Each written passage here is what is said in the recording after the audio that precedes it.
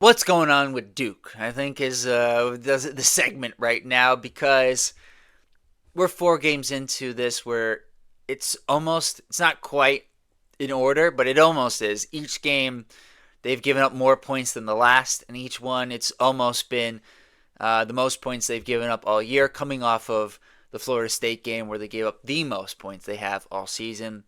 For a while, the first 10 games, it was only Arkansas who had cracked the 70-point mark. Now we've had multiple teams above 80 points. So what's going on? Duke is ninth overall on Ken Palm now. They've slid quite a bit. They were top three early on before Michigan erupted. They were number one. They're 10th in offense. They went up a couple spots after scoring 91 against Florida State. That'll help. But they've slid. They're 15th defensively. So they dropped 7 spots after the last game. They are nowhere near the top 5 teams really at this point defensively. And for how Shire builds his teams, that is something that cannot last. Now, quickly on the flip side, Louisville is 12th overall, so very close in terms of net ratings. They're third offensively, a great offensive team, but they're 45th defensively.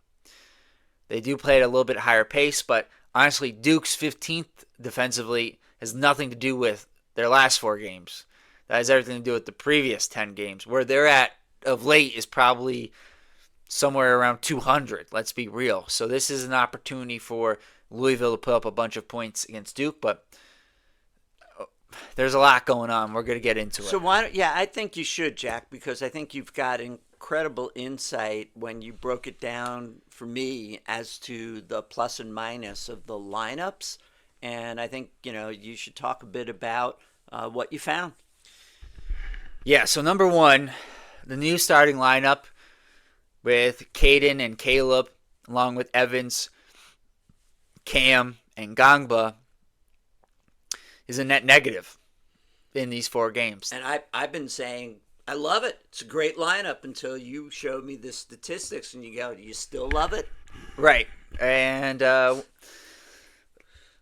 think what's interesting, too, over the 4 games, I didn't look over the totality of the season, which could present some slightly different numbers for sure.